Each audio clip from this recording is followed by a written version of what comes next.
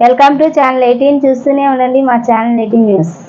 Amaravati central office నందు నూతనంగా శుక్రవారం 8 గంటలకి పదవీ బాధ్యతలు స్వీకరించిన ఆంధ్రప్రదేశ్ రాష్ట్ర సమాచార అండ్ గృహ నిర్మాణ శాఖ మంత్రిగా నియమితులైన కొలుసు పార్థసారథి పదవీ బాధ్యతలు స్వీకరించారు. ఆయన ప్రధాని నరేంద్ర మోడీకి, సీఎం చంద్రబాబుకి, పవన్ కళ్యాణ్కి ధన్యవాదాలు తెలియపరిచారు.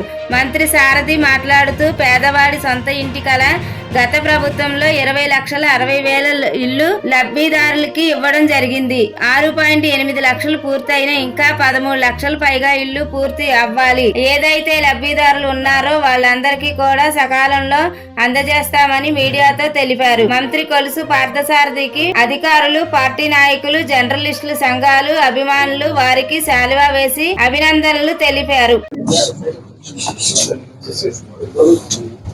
ఈ మంత్రి బాధ్యతలు అప్పచెప్పిన మా ప్రియతమ నాయకుడు చంద్రబాబు నాయుడు గారికి,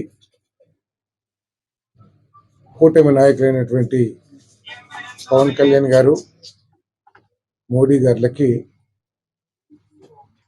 మనస్ఫూర్తిగా నమస్కారాలు, ధన్యవాదాలు తెలియజేస్తా ఉన్నాను.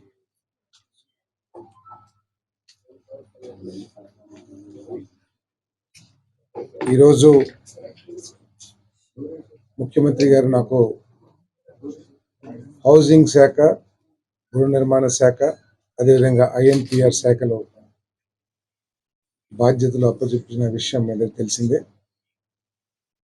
మరి ఆ సందర్భంగా మరొకసారి కూటమి నాయకులకు, మా ప్రియతమ యువ నాయకుడు లోకేష్ బాబు గారికి ధన్యవాదాలు తెలియజేస్తా ఉన్నాను. మరి ఈ శాఖ, హౌసింగ్ శాఖ గురించి మీ అందరికీ తెలిసిందే. రాష్ట్రంలో పేదవాళ్ళకి గూడు ఏర్పాటు చేయాలనే ఒక గొప్ప లక్ష్యంతో గృహ నిర్మాణాన్ని చేపట్టిన విషయం తెలిసిందే. ప్రభుత్వాలు మొత్తం 20,62,000 ఇల్లు శాంక్షన్ అయితే గత ప్రభుత్వ హయాంలో వాళ్ళు కేవలం 6.8 లక్షలు మాత్రమే పూర్తి చేయగలిగారు. మిగతా 13.8 లక్షలు పూర్తి చేయలేక బెనిఫిషరీస్కి లబ్ధి జరగకుండా మరి మిగిలిపోయిన విషయాన్ని మీ దృష్టికి తీసుకొస్తా ఉన్నాను. మరి తప్పుకోకుండా వీటన్నిటినీ కూడా చంద్రబాబు నాయుడు గారి నాయకత్వంలోని ప్రభుత్వం వీటన్నిటిని కూడా పూర్తి చేయడానికి చిత్తశుద్ధితో కృషి చేసి దానికి కావాల్సిన నిధుల్ని కేంద్ర ప్రభుత్వం నుంచి కానివ్వండి, స్టేట్ ప్రభుత్వం నుంచి కానివ్వండి సమకూర్చుకుని బెనిఫిషరీస్కి లబ్ధి చేకూరేటు తగు చర్యలు తీసుకుంటామని చెప్పేసి మనం చేస్తామని నేను. మరి ఈ కాలనీస్లో ఇన్ఫ్రాస్ట్రక్చర్ ఏర్పాటు చేయడానికి మరి JJM కానివ్వండి, లేదా అమృత్ కేంద్ర ప్రభుత్వ స్కీమ్స్ ఏదైతే ఉన్నాయో అమృత్ స్కీమ్స్, ఆ స్కీమ్స్లో అర్బన్ గృహ నిర్మాణానికి, అదేవిధంగా NRGS కింద రూరల్ గృహ నిర్మాణానికి నిధులు తీసుకొచ్చుకునే అవకాశం ఉంది. కాబట్టి ఎక్కువగా పనిచేసి, ఎక్కువగా అభివృద్ధి చేసి, ఎక్కువగా నిధుల్ని రాబట్టడానికి కేంద్ర ప్రభుత్వం నుంచి మరి మేమంతా కూడా హౌసింగ్ డిపార్ట్మెంట్ అంతా కూడా ప్రయత్నం చేస్తామని చెప్పేసి మనం చేస్తామన్నా నేను.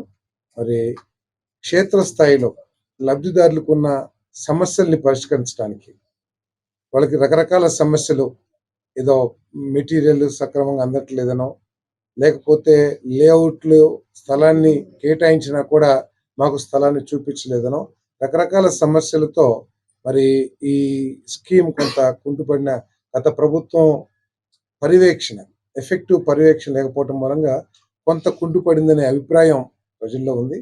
అటువంటి అభిప్రాయం లేకోకుండా లబ్ధిదారులకు ఉన్న సమస్యలన్నింటినీ పరిష్కరించి ప్రభుత్వం తరపు నుంచి ఏదేది చేయాలో వాటన్నిటిని కూడా సక్రమంగా అందుతున్నాయా లేదా టైమ్లీ మేమంతా రివ్యూ చేసుకుంటూ లబ్ధిదారుడికి మేలు జరిగే విధంగా, అదేవిధంగా ఈ స్కీమ్స్లో ఇంకా ఏదైనా ఇంప్రూవైజేషన్ చేసి ఇంకా మెరుగైన పద్ధతులు ఏదైనా అవలంబిస్తాం మూలంగా లబ్ధిదారులకి ఎక్కువగా మేలు చేకూరుతుందని చెప్పేసి కూడా ఆలోచన చేస్తున్నామని చెప్పేసి మనం చేస్తాను.